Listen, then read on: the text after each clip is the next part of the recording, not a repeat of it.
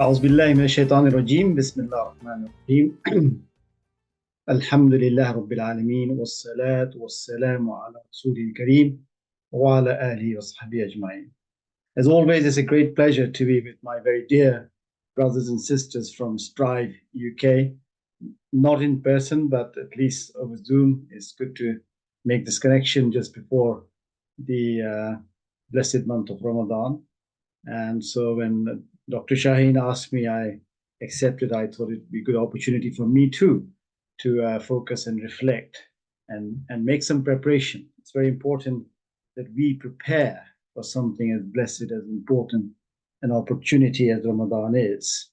And as we know, traditions say that Prophet used to prepare intensely in the month of Sha'ban, and we only got a few days left, maybe just 6-7 days before Ramadan is upon us. So Alhamdulillah, Jazakallah khairan for giving me the opportunity to do this thing. And I hope that we all benefit from my humble reflections and some ideas which may help us in this month of Ramadan, inshallah. So what is Ramadan? That's the first question that I have here. And I would like to just, can I see the chat as well? You may unmute and just let me a bit more engaging a session. By the way, how many minutes do I have for the presentation, Abu Naeem? So we've slotted in the approximation of an hour, so we can do for an hour, and we're happy to approximately prompt over an hour. That is very interesting. Okay, an hour, 9 o'clock I see here.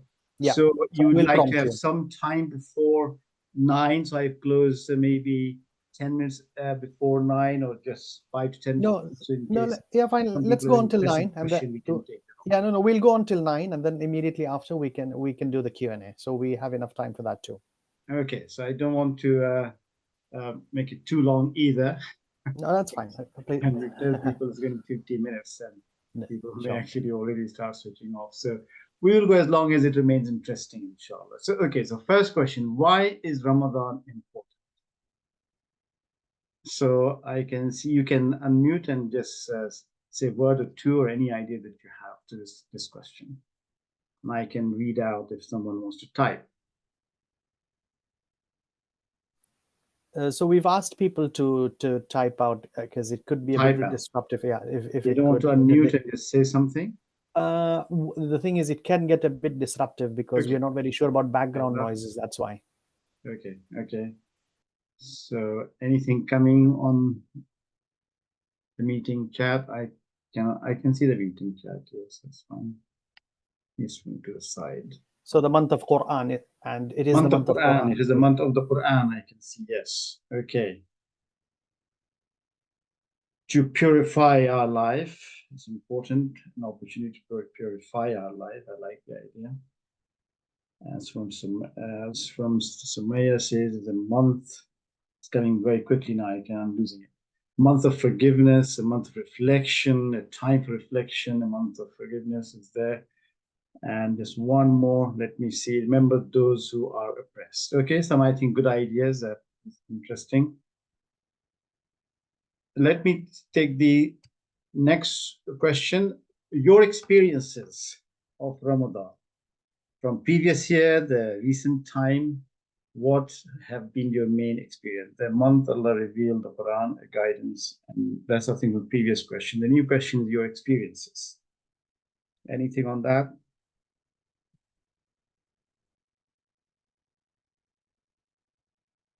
Great iftars, long nights prayer, attending Tarawih every day, peaceful, taqwa increases. How do we measure that? It's the most people asking me not even massage, fasting, meeting more families at masjid, du'as being accepted, lots of motivation. We feel taqwa, Allah, remembering Allah, getting close to Allah. So all so these are very, very, very amazing experiences that we all have in Ramadan. Therefore, every right to look forward to this Ramadan, inshallah. What do you want to achieve this year? Anyone has any clear idea what you want to achieve this year? It's coming. Have you thought about it? Forgiveness, inshallah. That's taqwa. Patience, learn more sabr, consistency, mashallah. Reconnect with the Quran, sabr. Reform ourselves, increase in worship, okay? Sumaya, and then there's, get my glasses on, very short, this piece of paint. Okay, resilience, worship with khushu, consistency. We want to get better. We want some barakah, some blessings. We want to get close to Allah, feel that we are close to Him. He says I am very close to Him. But do we feel it? Try to understand more Quran, improve our, it is the month of the Quran, so we want to improve our understanding of the Quran, discipline, and just let's take one more quickly, inshallah, one or two more. They're still coming. So mashallah, we seem to be motivated and ready. Many of us have some clear ideas to, from this month, we want to achieve something wonderful, something good for ourselves, improve our taqwa and to be consistent. That seems to be a major theme here, taqwa, which is quite correct, and ibadah. So mashallah, the beautiful recitation we had of the Quran by our young Haya, she mashallah very correctly chose these 4 verses of the Quran, Surah Al-Baqarah, verses number 183 to 186. And these 4 verses are the only time in the Quran where Ramadan, particularly Ramadan, and the fard of fasting has been mentioned. So I'd like to just reflect over these verses, first of all, to give us the very clear context of Ramadan, as to how Allah subhanahu wa ta'ala has instructed us about this month, about its significance, about our duties in this month, and finally, with that last verse, Haya recited for us, 186, what exactly, where we want to be in this month in terms of this taqwa, what does it really mean? What's the ultimate aim of this taqwa? So that also comes there. So let me just go through some of the ideas in these verses. I was going to recite, but it's been done much better than I could have done, alhamdulillah. So first of all, it's instruction to believers, what is being said is that kutiba alaykum siyam, that fasting has been made compulsory upon you, obligatory upon you, kutiba, it's been written for you, as it was kutiba alaykum min qablikum, was written for those before you. For what reason? And that's one of the key points quite often when I do this kind of questioning from people, they miss out on. For what reason? It was made compulsory to achieve taqwa. Quite often people say to feel, and those are all dimensions of taqwa, to feel more compassion for the oppressed, to feel how, for those who don't have food, we grow in our empathy and sympathy for them, and people talk about charity, people talk about even getting physically fitter by losing weight, and learning and sabr and resilience. These are all maybe dimensions of taqwa, but the key thing I would like everyone to focus on is really whether we achieve those things or not, but we should intention to the niyyah and focus on working on our taqwa. So in terms of having transformational Ramadan, as Ramadan is coming, we're preparing maybe in many different ways to improve our knowledge, etc. But let's keep our focus on what Allah subhanahu wa ta'ala has mentioned in the as the key and only single objective of fasting in this month. And then, of course, the next verse, verse number 184, talks about some allowances and exceptions which have been given Allah subhanahu wa ta'ala to those who may be sick or journey after all. Islam is deen yusr, an easy path.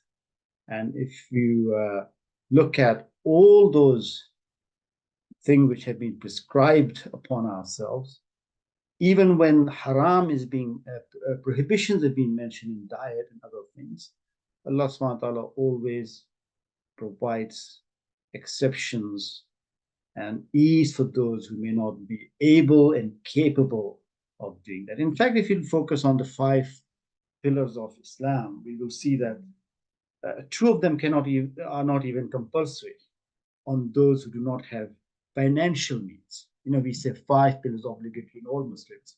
They're not. They're not for like zakat is not for those who don't have the money to pay zakat. They're not liable to pay any zakat. They can live all their lives without ever paying zakat. You never actually had the saving. Let's reflect over that. And similarly, Hajj is only becomes obligatory if one has the means to perform Hajj. But of course, Shahada is regular and continuous act of keeping our faith in Allah subhanahu wa ta'ala and witnessing in our heart, in our mind, the acceptance of there being only one Allah and Prophet being his messenger. And prayer, again, there are those with ill, etc., cannot, like, even start with the most important requirement of prayer is being the state of ablution. But if you don't have water, just do a tayammum has been described in great detail. In this exactly same manner as tayammum has been described, the dry ablution in the Quran, here a longer verse comes, giving exception to those who are physically not able to do that. They can complete later on and so on. But still it says, look, if you can make your ultimate effort to fast, that's better. Not take an easy way out. I've got a bit of not feeling slightly unwell. Of course, the decision is upon the individual, ultimately, to make whether they are physically fit, how ill and sick they are. But exception and allowance is there. The rukhsa has been given. Rukhsa means an allowance has been given here that they can then complete later on if they are not able to do, or they can feed a miskin. Ta'amu miskin. Fidyatun, ta'amu miskin. Fidya they can pay in forms of ta'amu miskin. But it says, in tasumu khairul lakum in kuntum ta'lamun, but it is better that they actually fast.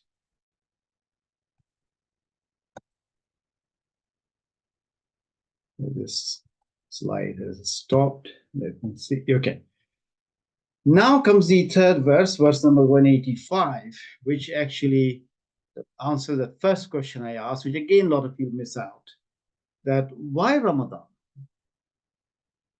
What's the significance of Ramadan? The only significance of Ramadan is not actually fasting.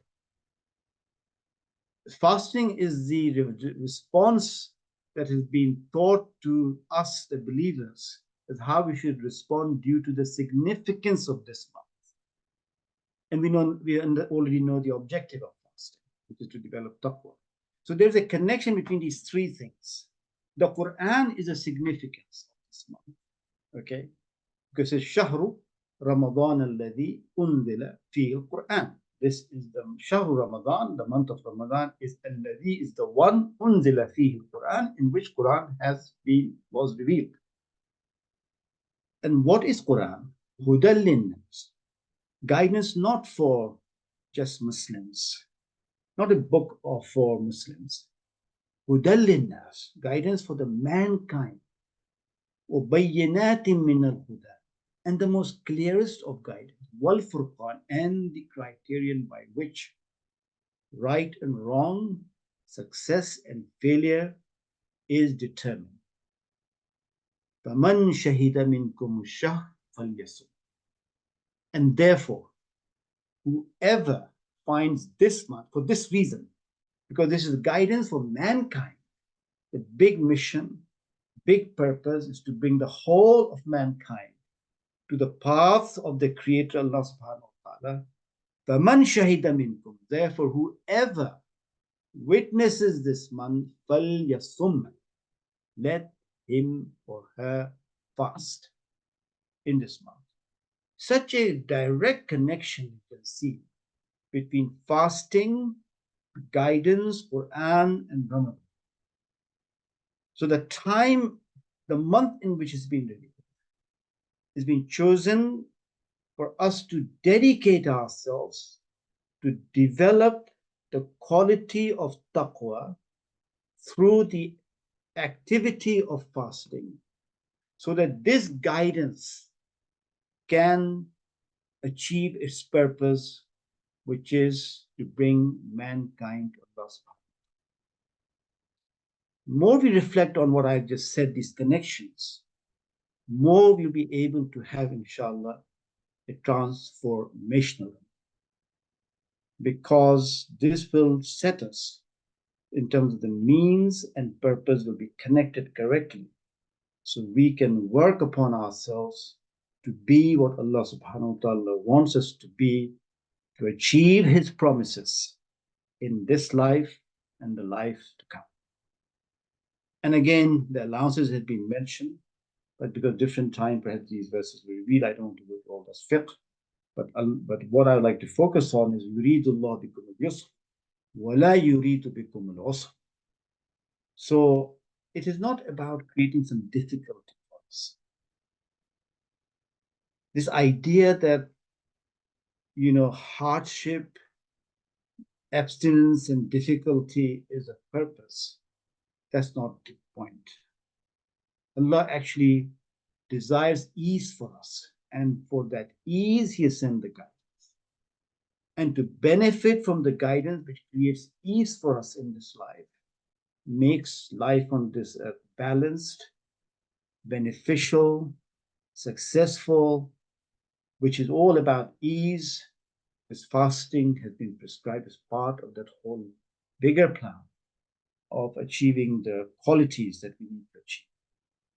وَلِتُكْمِلُوا الْعِدَّةَ, therefore complete this number of fast, the iddah that has been prescribed this whole month in which we focus ourselves. وَلِتُكَبِّرُوا اللَّهَ عَلَى مَا هَدَاكُمْ, again goes back to guidance, and glorify Allah. The ultimate measure of taqwa is that we glorify Allah subhanahu wa ta'ala. Why? Because He guided us so that we may become grateful. And becoming grateful is acquiring that iman. Because according to Quran, what is the opposite of shukr, of being grateful? The opposite of shukr is not being ungrateful. The opposite of shukr, as we learn in Surah Al-Luqman, is kufr. Whoever is grateful for his own benefit. Whoever does kufr, mentioned immediately, in other words, is kind of put against each other. The greatest idea of iman and taqwa is learning gratitude. But I would just like to draw your attention to at one point that this وَلِتُكَبِّرُوا اللَّهَ عَلَى مَا هَدَاكُمْ, this also refers to that final Eid al-Fitr, after the month of Ramadan. As you know, we are encouraged and recommended to recite takbir throughout the day of Eid al-Fitr. We say Allahu Akbar, Allahu Akbar, La ilaha illallah, Allahu Akbar, Allahu Akbar, Walillahi alhamd, which is shukr.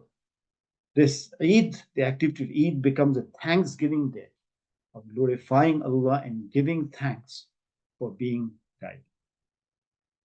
And then taqwa is this final verse which was recited tonight.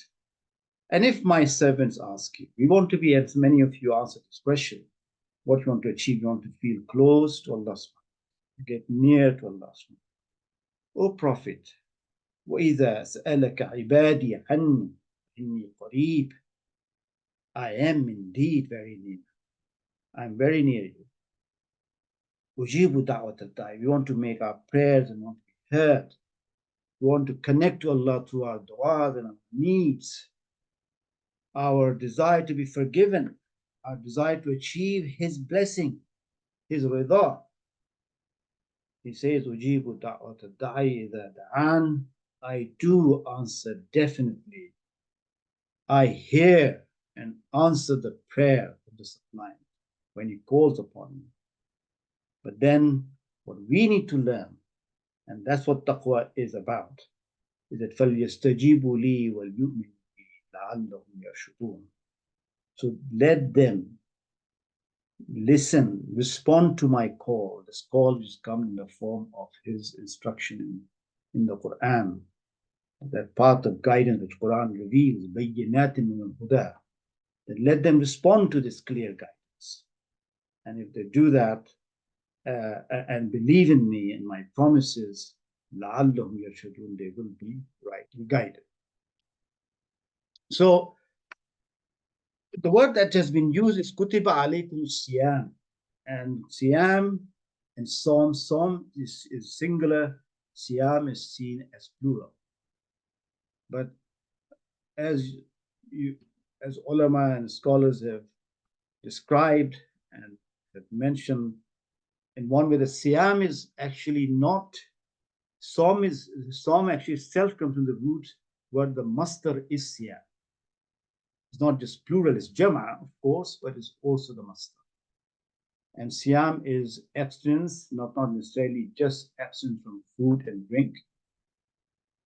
Legally, of course, in our fiqh point of view, som is and siyam is abstention from food, drink, smoking, and sex from dawn till sunset. But conceptually, it is actually refraining from all acts of disobedience. There's a third idea I'm introducing with transformational Ramadan. We enter Ramadan and we just think of stopping food, drink, having hunger and thirst. Then, as a hadith says, many people do not achieve anything from their fasting and from their Ramadan except hunger and sleepless nights. Clear hadith. Sahih. They achieve nothing, Prophet said, except hunger and sleepless. Because they understood the meaning of Som and Siyam as just refraining from food, drink, and so on. In fact, one scholar said Som is actually just not allowing food and drink to go through your mouth. But Siyam is actually includes putting abstention on you from top of yourself to the bottom of yourself. From head to toe, you abstain from disobedience. This is the whole idea. That's why it is Siyam. There's a difference in Som and Siyam. And that also becomes clear from these 3 or 4 quotes I'm going to share very quickly with you. On the authority of Bukhari radiallahu anhu, Rasulullah sallallahu alaihi wasallam said, when one of you wakes up in the morning for fasting, then he should not use obscene language or behave foolishly. Sahih hadith. That it does not say when you wake up in the morning for fasting, then let him just have suhoor and stop from eating. No, he says, the Rasulullah says, then he should not use obscene language or behave foolishly. If anyone abuses him or fights with him, he should say twice, indeed, I'm fasting. Indeed, I'm fasting. This is Ihya Ulumuddin, the great scholar Imam al-Ghazali. Imam al-Ghazali, Ihya Ulumuddin, writes this. He says, know that there are 3 degrees of fasting. The fasting of common people, the fasting of the elite, and the fasting of the elite of the elite. As for the fasting of the common people, it is restraining from stomach from fulfilling its desires, as has been mentioned. As for the fasting of the elite, it is restraining one's hearing, sight, tongue, hands, feet, and all limbs from sin. And as for the fasting of the elite, it is the fasting of the heart from unworthy concerns and worldly thoughts, and to restrain it entirely from everything besides Allah the Almighty, the one who says, I'm near you, inni qareeb, feeling that qurba of Allah subhanahu wa ta'ala. That is the fasting of the elite of the elite. And Ibn al-Jawzi in Al-Tabsirah, Ibn al-Jawzi says, fasting is etiquette which can be summarized as guarding the outward limbs and keeping watch over inward thoughts. You can see about this whole, how we now in Shaban prepare ourselves to have this kind of focus that we are going to have, inshallah. Each and every one of us is going to have this kind of focus. He says, one should receive Ramadan in a state of sincere repentance and corresponding determination. One should proceed with intention, which is required every night.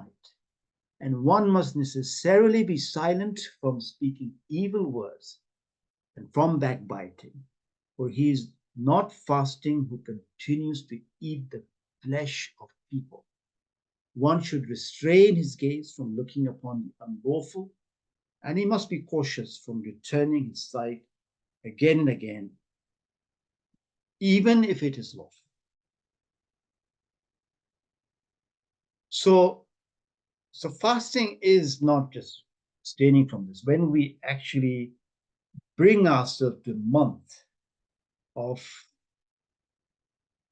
surrendering ourselves intentionally to be what Allah wants us to be, make that real effort to be that person that we know we should be and we want to be, then we actually develop the skills and the qualities that will inshallah stand us in good stead. But taqwa, as I said before, is everything, which is the goal of Ramadan and the goal of fasting, is to develop this taqwa, as we just learned from this particular verse. But what is taqwa? We mentioned 250 times with its derivatives, muttaqi, ittaqu, etc., etc. The root is waqa, to protect, preserve, and shield ourselves. And these ideas have actually come in the 3 or 4 quotes and hadiths that I've just shared with you, that it is this quality of taqwa that Ramadan is supposed to develop. Food and stopping from drinking, eating, and fulfilling our legitimate desires, that is one aspect.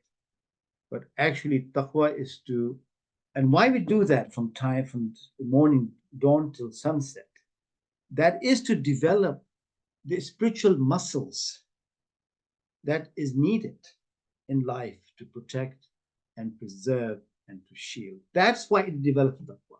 The question is, how does fasting develop? Fasting develops taqwa because we stop when Allah says stop. We eat when He says eat. We stop despite being hungry and thirsty. So, like, when you have to develop your even physical muscles, you have to go to gym and do certain exercises.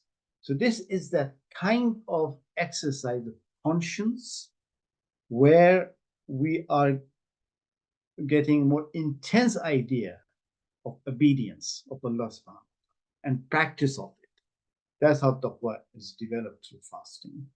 It is God consciousness that can only come and also bring us, because every time, all the time during fasting, we are feeling hungry and food is there, but we are not going near it. We are not eating it, despite the fact our body is desiring it. That is reminding us of Allah subhanahu wa ta'ala, because you're not doing it for the sake of Allah subhanahu wa ta'ala. So God consciousness is also developed.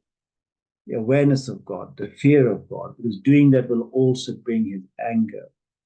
And therefore the piety. Piety is also very good description of idea of taqwa, and self-restraint and being heedful and being mindful. Now there's a lot of talk about being mindful, becoming mindful. This practice makes us mindful. subconsciously we may not realize and be able to measure. But over time, if you do with the correct intention, not just as a habit, as a cultural practice, but as a personal commitment to Allah subhanahu wa ta'ala, then that develops taqwa, of mindful of what is Allah subhanahu wa ta'ala. Now, this verse, 177, verse 183 to 187, I just wanted to share one more reflection, which talks about fasting in Surah Al-Baqarah. Now, if you go 30, 40 verses before that, let's say 140, roughly 140, where Qibla is being mentioned. And then beyond this, right to almost the end of the surah, what do we have? These 50, 100 verses across the verse of this fasting. We have a whole list of commandments of Allah. Marriage, divorce, inheritance, halal food, financial transactions, prohibition, interest, and so on. All of these, not just these, many other social customs, are mentioned from before and after these verses. But perhaps the largest set of verses about rules and regulations, which will require standing against customs, against power of the day, against family, against many things, which will require that strength of taqwa to be able to benefit from this guidance, come before and after this instruction for fasting and for developing taqwa. So vital to be able to establish that whole discipline that's required is actually before it. In fact, I would say verse 177, which I'll come to a bit later, inshallah, which is known as the Ayatul Bir, the verse of piety. What is piety? What is piety? That is verse 177. Only 7, 8 verses, 6, 7 verses before this this fasting instruction comes.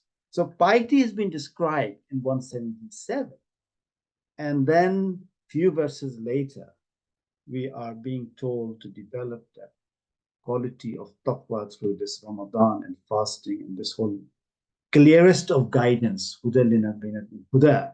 All that clear guidance is coming across before and after. Long tracks, long sets of verses, about whole range of issues. I would like to go maybe take that as one of the exercises, is to just read Surah Al-Baqarah from verse 130, 40 onwards and continue. In between will come this Ayatul Bir.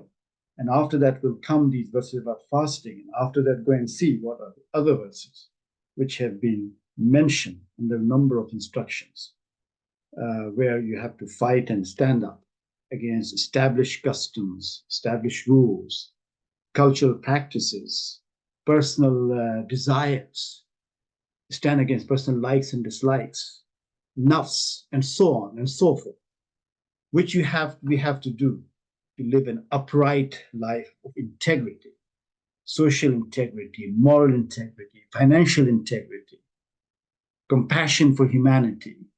All of those things come in these particular verses. My late father, Allah yarhamhu, Farooq Murad, many of you have read many of his books. He describes this in this book about Ramadan, one of his speeches. What is piety? He says, in brief, it is that power and capability of the heart and the mind, consciousness and awareness, determination and resolve, control and discipline, and behavior and character that enable us to avoid what we deem wrong and harmful to us, and to uphold what we deem right and good. The literal meaning of taqwa is to avoid. In this light, it is the basic view of taqwa that I have expounded here, he says. Again, here you see all different aspects we need to focus on. The power and capability of heart and the mind. Consciousness and awareness. What are our conscious awarenesses from one people?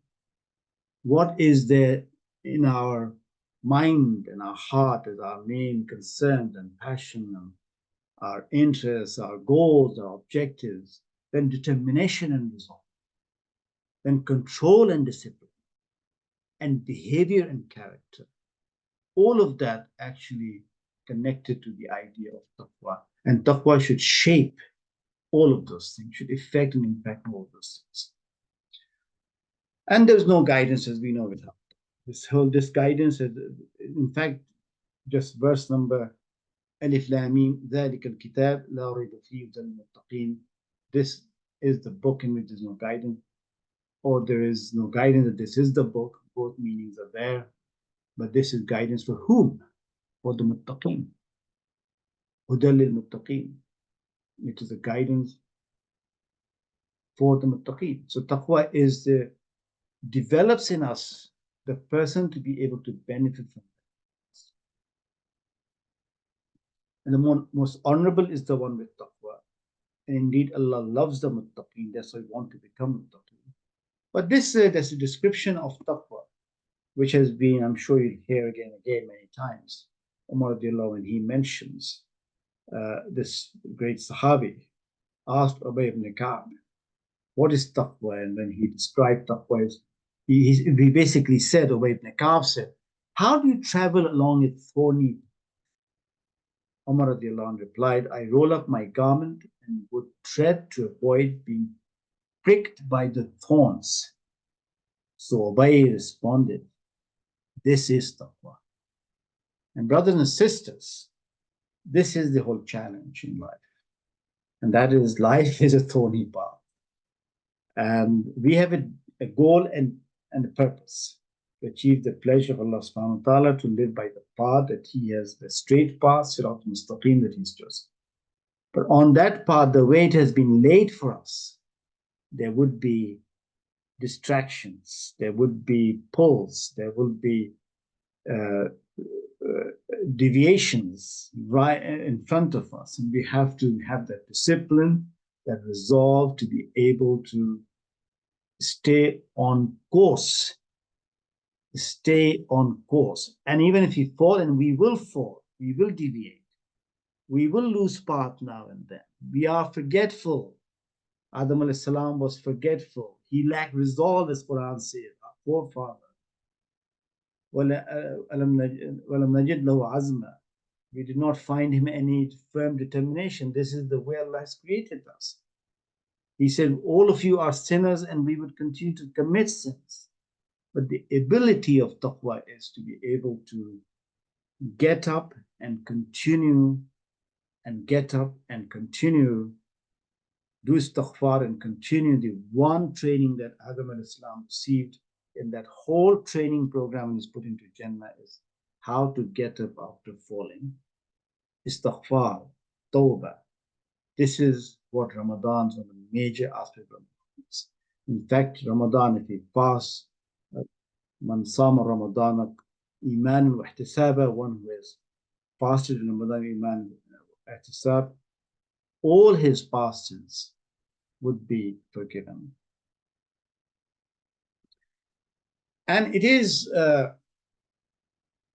believing in Allah is only the entry point. This particular verse says, ask them, قُلْ مَنْ رَبُّ السَّمَاوَاتِ السَّبْعِ وَرَبُّ الْعَرْشِ الْعَظِيمِ, who is the Lord of the seven heavens, the Lord of the great throne? They will say, surely Allah, as all of us do. But then it is said, قُلْ أَفَلَا, say, will you not then be conscious of Allah? This is the challenge. Believing is the entry point, but developing that taqwa is a lifelong journey that we need to undertake. أَفَلَا تَتَّقُونَ, why don't you become, therefore, live consciously of Him? We will forget, we need to become conscious of Him. And taqwa isn't just outwardly religious rites and devotions. It is about the inner quality of living by Allah in His presence, living for Allah subhanahu wa ta'ala.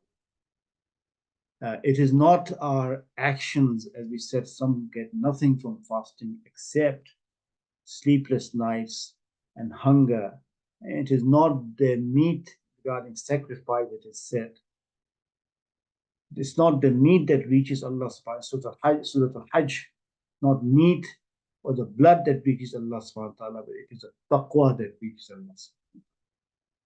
So I like to kind of come to a close. Regarding transformational Ramadan, it is about focusing to develop this comprehensive understanding of taqwa and moving towards that quality of taqwa in its comprehensive form. How do we do that? 4 keys for developing that taqwa. These are 4 keys. First, be proactive.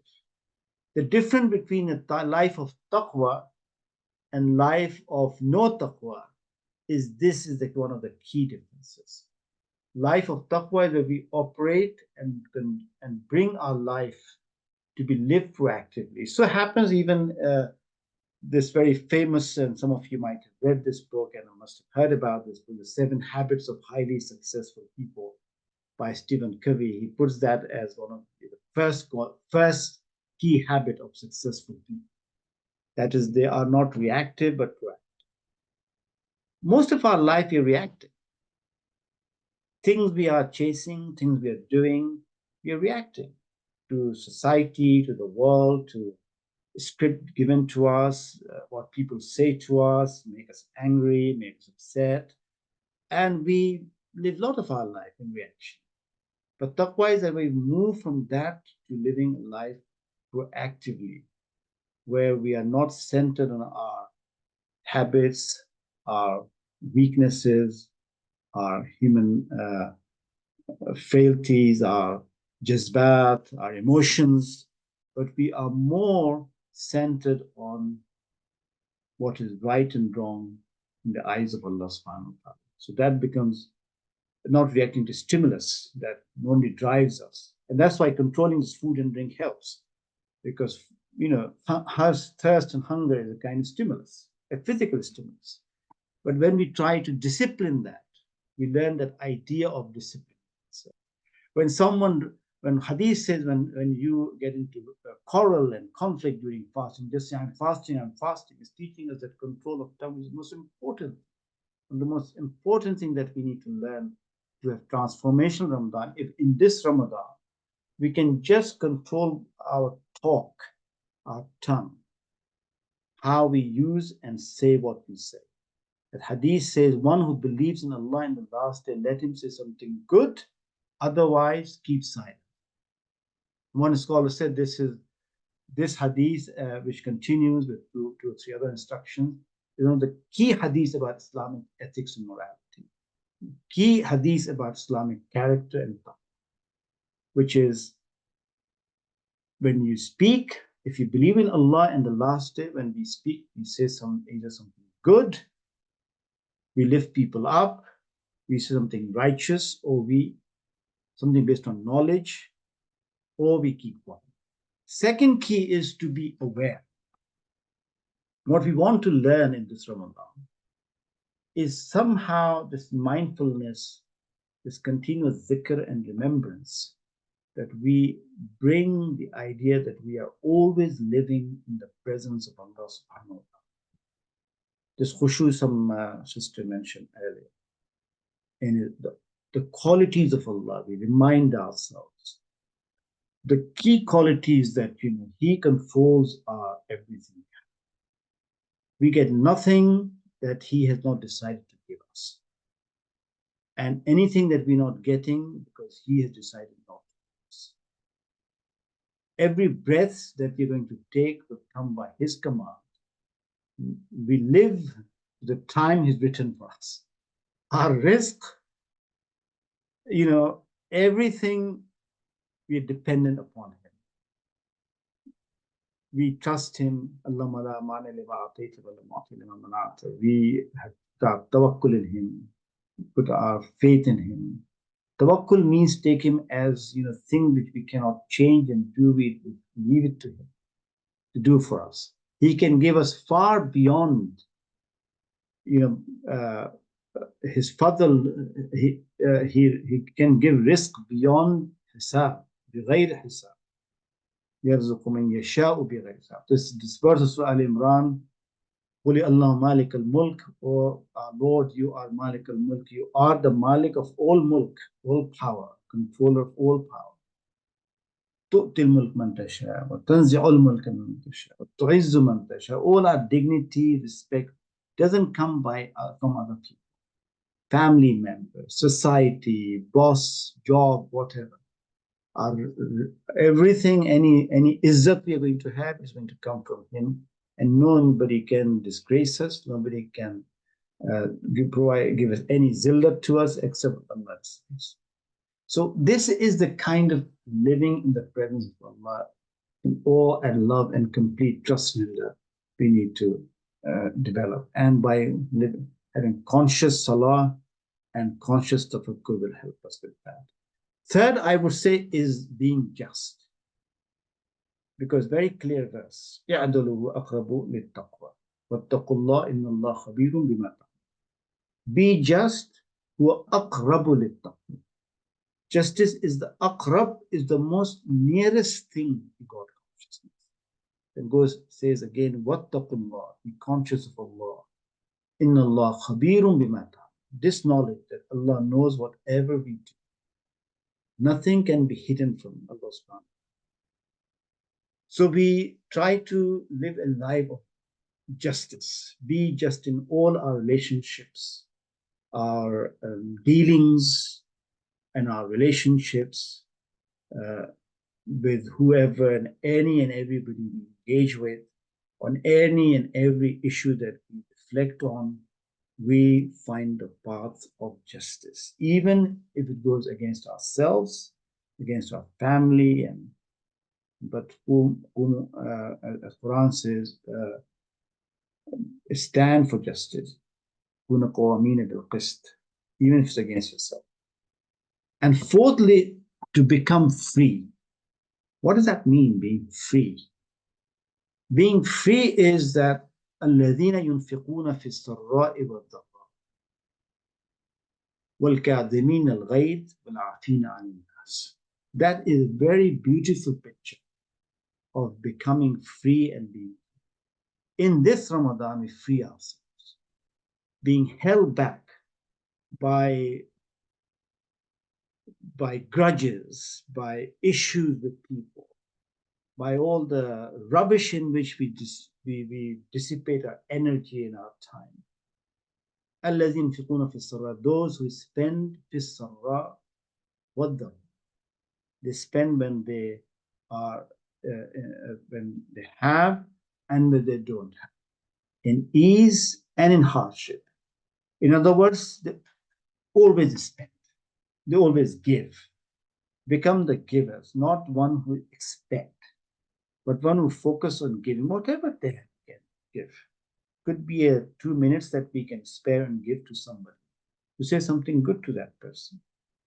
That we become, our default position is one of giving, not expecting, one of being grateful.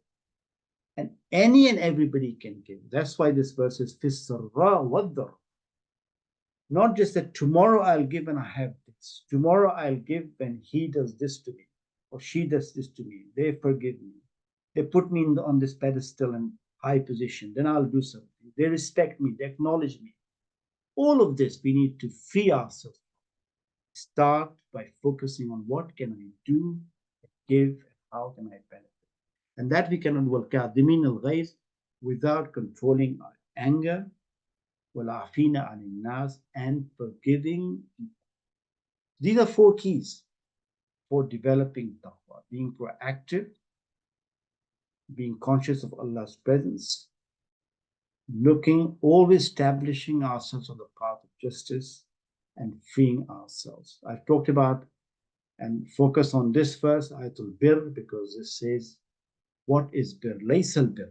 Starts by saying what is not virtue. So the formalities, turning your face, this is a very important thing.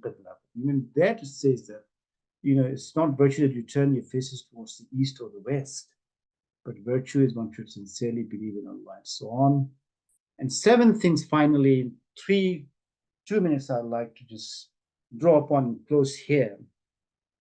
7 things to do in Ramadan to, I would say, to make as a final point about making a transformational Ramadan. One is making intention, which we already covered and resolved. Before the month starts, make some plan.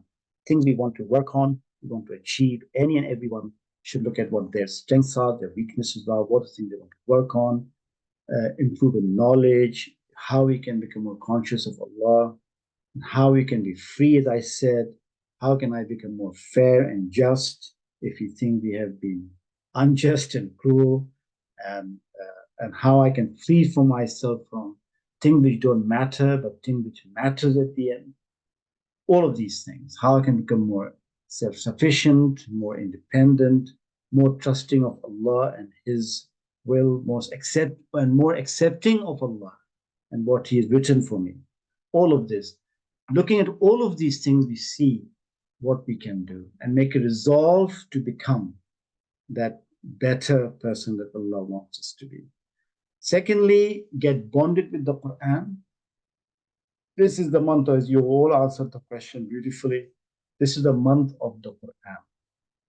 And if you look at the practices of the Prophet and Ashab Rasul and Salaf, that this was the month which was spent very much in the company of the Quran. So find set times on daily basis where we just sit and reflect over the Quran and imagining this is being revealed to you as you read it, that Allah subhanahu wa ta'ala is speaking to us. Then let's get close to the Prophet. Prophet is the person who perfected the Quran. He was the walking Quran, the living Quran, as Aisha said. So getting more to know his seerah, how he dealt with, but I say seerah, not the chronological event, but how he dealt with issues, how he dealt with people. He was in many situations akin to the situations we are in today. How he dealt with them. Where was he kind? Where was he forgiving? Where was he particular about, and what principles can we draw? So that kind of reflection is here. And fourthly, avoiding disobedience to Allah. This is so, as I said, one definition of taqwa is avoiding disobedience to Allah subhanahu wa ta'ala. And fifthly, dhikr and dua. He says, I listen when the person falls. 3 special hours regarding the last hour of the night before suhoor. Please make some habit of getting up just 2 rak'ah. My father used to say just 2 rak'ah of tahajjud. The blessings of tahajjud is so huge. That's the time Allah is opening His doors and waiting for you to come, to turn up, to show up. So that's the time when we actually use that time, 10, 15, 20 minutes before suhoor, to just have that special moments with Allah subhanahu wa ta'ala. And that will help. And second hour before the iftar time, just reflect 5-10 minutes of reflection and dua, just from the heart, whatever it is, just ask Allah. And third is that on Yom al-Jum'ah, to the time between Asr and Maghrib, Yom al-Jum'ah, is an extra special effort to use that very blessed time. And then doing good, particularly charity and kinship. I would say this is very important. Charity and relationships. Because kinship is what creates that habitat, that environment around us. By creating a good kinship around us, we get supported and we support others. And that creates its own energy for us to be good, for us to be the kind of taqwa that we need to have. And finally, teaching, inspiring others, calling to the Quran. This book is for mankind. We live here, 4 or 5% of this country are Muslim, but this Quran is for the other 96% as well. So what can I do? Can inspire some people around us and live the Quran with those people around us through our generosity, through our kindness, to open their hearts towards the Quran, because this will be a key question, may Allah forgive us. That will be a key question asked of us. We prepare ourselves at least mission, for that purpose. An organization like Strive very much established for this reason and this purpose. So may Allah help us, guide us, and may we all reach Ramadan in good health. And may this Ramadan bring every blessing and barakah for all of us. I think that's exactly 9 o'clock. I'll close wa akhiru da'wana. Assalamu alaikum wa rahmatullah.